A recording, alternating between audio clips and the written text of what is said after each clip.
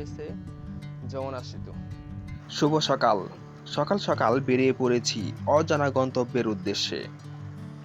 এখন আমি যে জায়গায় আছি এখান থেকে টাঙ্গাইলের দূরত্ব 48 কিলোমিটার। এখন বাজতেছে ভোর 5টা। এই আঙ্কেল, সাইড হয়ে যান, এত ব্যায়াম করতে হবে না।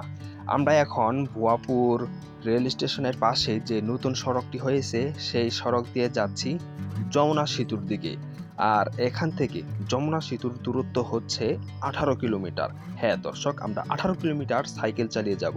এই দিকটা হচ্ছে ভুয়াপুর বাজার আর এই দিকটাই চলে গেছে যমুনা সেতুর দিকে। আর এখন সকাল 7টা বাজতেছে। এই পিচ্চি, সাইড দাও। স্কুলে যাচ্ছে বাচ্চারা। আমরা টাইম ল্যাপস করে চলে যাব সোজা যমুনা সেতু পূর্ব প্রান্তে। আমরা এখন চলে এসেছি যমুনা সেতু পূর্ব প্রান্তে। আপনারা দেখতেই পাচ্ছেন পাশে ওই দিকে রয়েছে যমুনা রেল স্টেশন। আর এটি হচ্ছে সেই নতুন রেল স্টেশন। যেহেতু আমি খুব সকালবেলা এসে পড়েছি তাই তেমন কোনো ভিড় নেই। ইব্রাহিমাবাদ রেল স্টেশন, এবং এই রেল স্টেশনটিতে কিন্তু আমি অনেক আগে এসেছিলাম, তখন এখানে নির্মাণ কাজ চলতেছিল এবং সেই সময় আমি একটি ভিডিও দিয়েছিলাম। চাইলে আপনারা সেই ভিডিওটি আই বাটন থেকে অথবা ডেসক্রিপশন থেকে দেখে আসতে পারেন। ওকে, আমরা সকাল সকালে রেল স্টেশনে এসে পড়েছি, তাই এখানে তেমন কোনো ভিড় নেই। চলুন আপনাদের রেল স্টেশনটির আশপাশটা ঘুরে দেখালাম।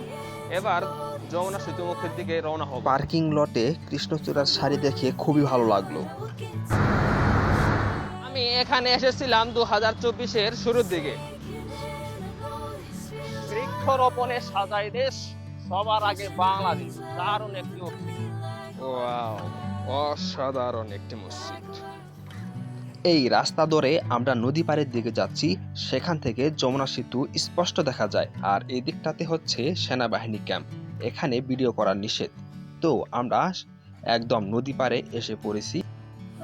এইগুলো সম্ভবত সেনাবাহিনীদের স্পিড বোট, এইগুলা দিয়ে ওনারা পেট্রোলিং করে থাকেন যমুনা নদীর বুকে। তো আপনারা দেখতেই পাচ্ছেন আমরা নদী পাড়ে এসে পড়েছি। আমার মোবাইলটা খুব গরম হয়ে গিয়েছে। আমরা কিন্তু এই মুহূর্তে যমুনা নদীর পাড়ে এসে পড়েছি। আপনারা দেখতে পাচ্ছেন সামনে দিগন্ত বিস্তৃত যমুনা সেতু।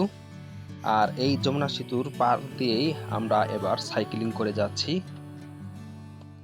তারের সৌন্দর্য সত্যি মুগ্ধ করার মতো। দেখছেন প্রত্যেকটি গাছে কি সুন্দর দারুণ ফুল এসেছে। আর এই হলো যমুনা সেতু পূর্ব প্রান্তের টোল প্লাজা। এখান থেকে আমরা সাইকেল নিয়ে সামনে এগোতে পারবো না। এসেছি আমি আমলক্ষীর বাগানের ভিতরে, কিন্তু গাছে কোনো ফল নেই। থাকলে দু একটা পেরে নিয়ে যেতাম। ওই পাশটাতে অর্জুন গাছের বাগান, এটি আমলক্ষী গাছের বন, আবার ওই দিকটাতেও অর্জুন গাছের বন। আমরা এখন যমুনা সেনানিবাসের গেটের সামনে এসেছি। এখান থেকে আমাদের আজকের এই ভ্রমণটা শেষ। যদি ভিডিওটি ভালো লাগে তবে অবশ্যই চ্যানেলে সাবস্ক্রাইব করবেন এবং ভিডিওটিতে একটি লাইক দিবেন। সবাই ভালো থাকবেন, ধন্যবাদ।